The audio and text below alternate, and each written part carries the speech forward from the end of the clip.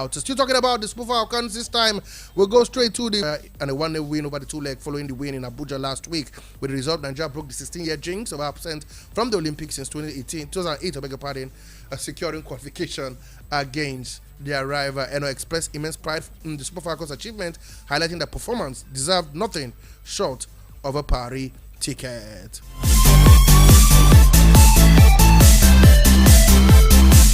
And now let's leave the Super Falcons for a moment and go to the camp of AC Milan, where we heard they are reportedly identified by a Leverkusen forward, no other than Victor Boniface, as a target of the summer transfer window. Given that Giroud is expected to sign a contract with LAFC in June, the Rossoneri will undoubtedly sign a new centre forward ahead of the 2024-2025 season. According to the numerous Italian sources, Milan top target for the upcoming season is Bologna striker Joshua Zirkzee. However, it is believed that Milan also considered the other options because the Dutch striker price tag is probably going to exceed £50 million. Reports state that Bologna may be seeking to sell Zirkzee for £75 million, which is the same amount Man United paid to acquire Rasmus Højlund 7 months ago.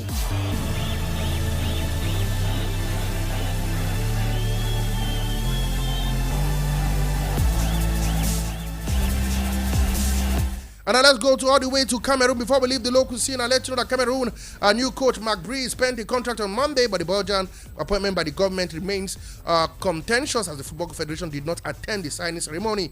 Bree has been handed a 2-year contract by Cameroon Sport Ministry, but the Federation Fecafoot was conspicuous by its absence at the event in Yaoundé. Last week, Fecafoot criticized the decision of the Sport Minister, Nasser Moulay Kobito, to appoint 61-year-old Bree, who has no prior experience as national team coach and has not been previously worked on the Africa continent. Fecafoot President Samuel Eto'o issued a statement on Monday excusing himself from the unveiling event.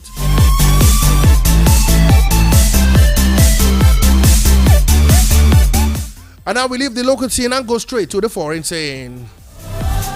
Let's take you to the foreign scene.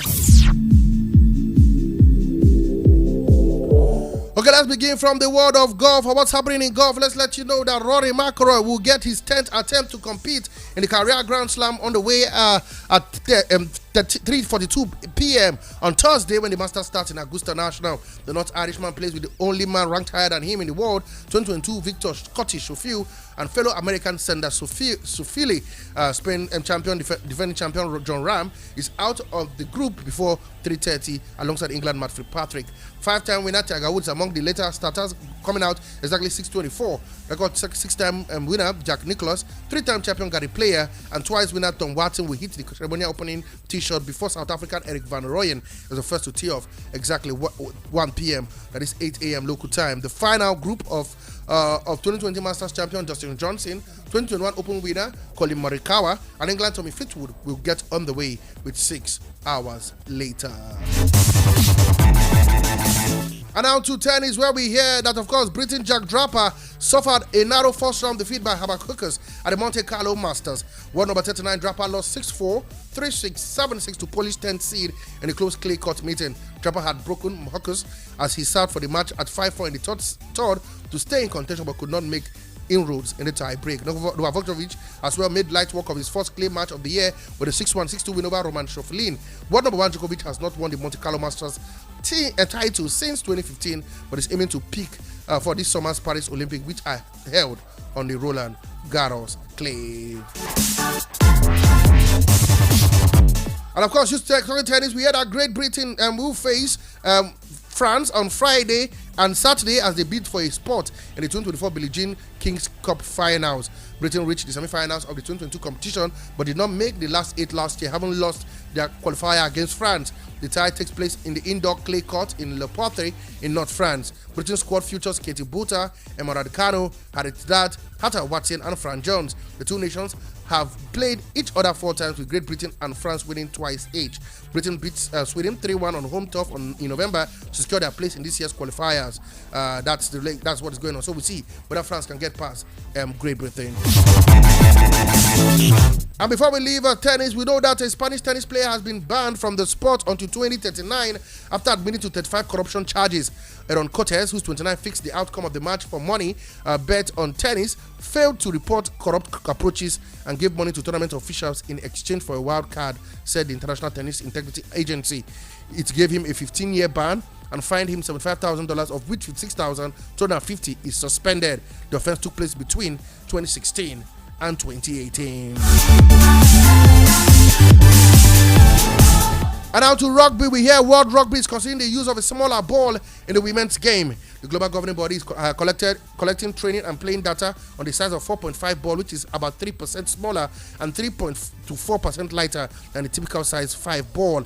Lindsay Starling, science and medical manager at World Rugby, said typically an adult male hand is 10% larger than that of an adult female. The women playing community is quite divided. There's a big proportion of individuals in this community that thinks that and feel that the use of the same equipment in the men's game is very important. And now to football. Let's let you know, of course, that former England defender Danny Murphy says he became addicted to cocaine after his playing career ended. Murphy played for Crewe Alexandra, Liverpool, Charlton Athletic, Tottenham Hotspur, Fulham, Blackburn Rovers before retiring in 2013. He has since moved into punditry and works for BBC Sport as well as other outlets. According to him, he said, I had spell on cocaine and smoking some weed. The drink, I couldn't live without it. I wasn't an alcoholic. I could sit in a house with alcohol and not drink it. So sad for Danny Murphy. But according to him, he said he's finally found a way away from it. And of course, we go down to the big game that went down yesterday in the UEFA Champions League, guys.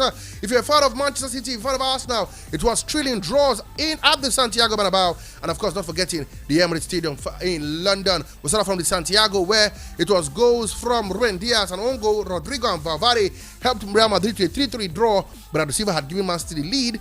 Diaz scored an own goal to equalize. Rodrigo made it 2-1 in the 14th minute. For 40 made it 2-2 in the 67th minute. Man City took the lead in the 71 minute by Jasko Gavidol, but Valverde ended that game in a 3-3 draw with a brilliant finish in the 75th minute. Federico Valverde to ensure that game ended 3-3.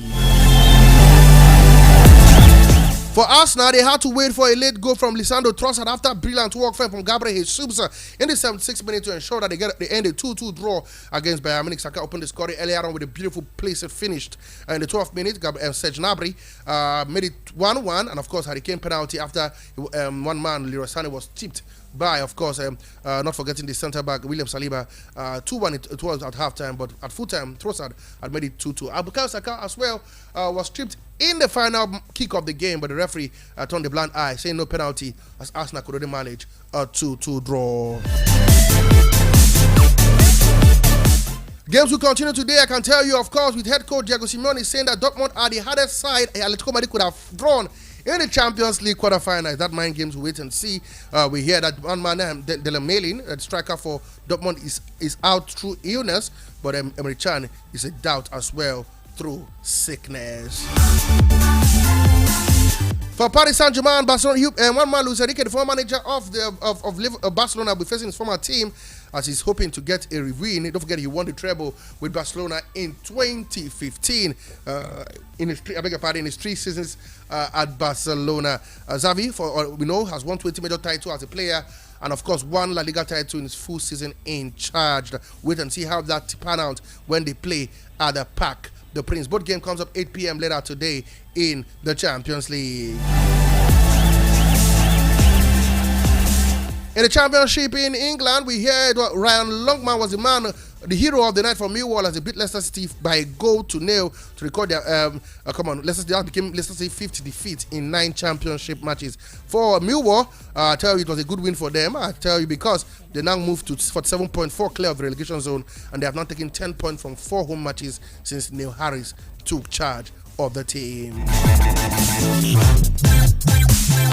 Okay, let's give you a full result of game being played yesterday. Let's start off from the Champions League. Arsenal 2, Bayern Munich 2, Real Madrid 3, Manchester City 3 in the Championship. Millwall beat Leicester City by a goal to nil. Plymouth Argyle played a 1-0 draw with Queen's Park Rangers. Preston North End defeated Huddersfield Town by 4 goals to 1. Sheffield Wednesday 2, Norwich City 2. Southampton beat Coventry City by 2 goals to 1, and Leeds United defeated Sunderland by played a goalless draw against Sunderland, and that unfortunately didn't allow Leeds United to go top of the championship. Games will continue today in the Champions League. We told you that earlier at the Metropolitano to be Atletico Madrid vs Borussia Dortmund. Games for 8 p.m.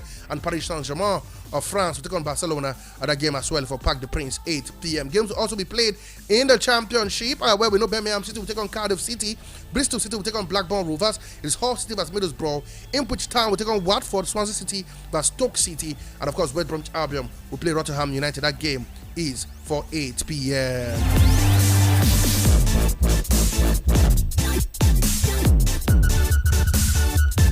And before I leave the studio, guys, let's let you know how team panned out in the games played in the National Basketball Association League in the United States, the NBA.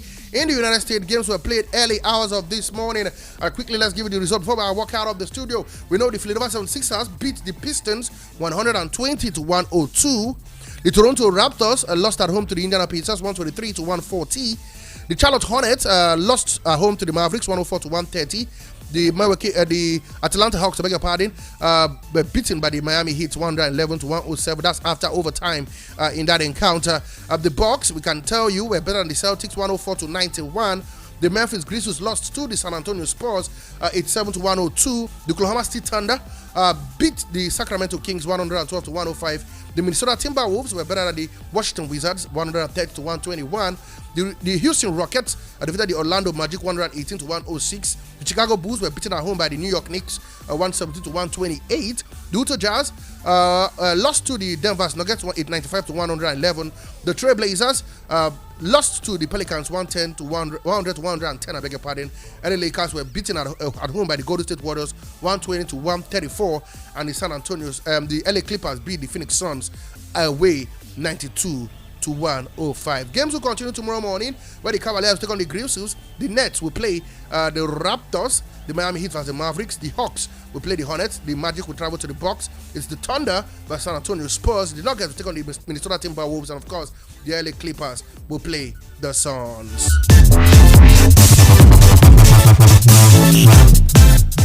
Okay, guys, this is how far we can go on today's edition of the show. But don't worry, guys. I tell you, up next is the news by 9. I tell you all the latest information you need to know about the FCT and, of course, Nigeria at large. Will be coming to you exactly 9 p.m.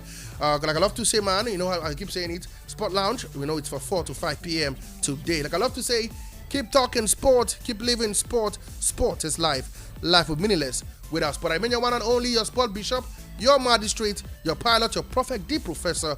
None so arranged that you do enjoy the rest of the program. I'll be back here tomorrow exactly 8:30 a.m. for Sport B and of course 4 p.m. for Sport Lounge. Okay, I'm done and I'm gone. God bless. No stress. Adios.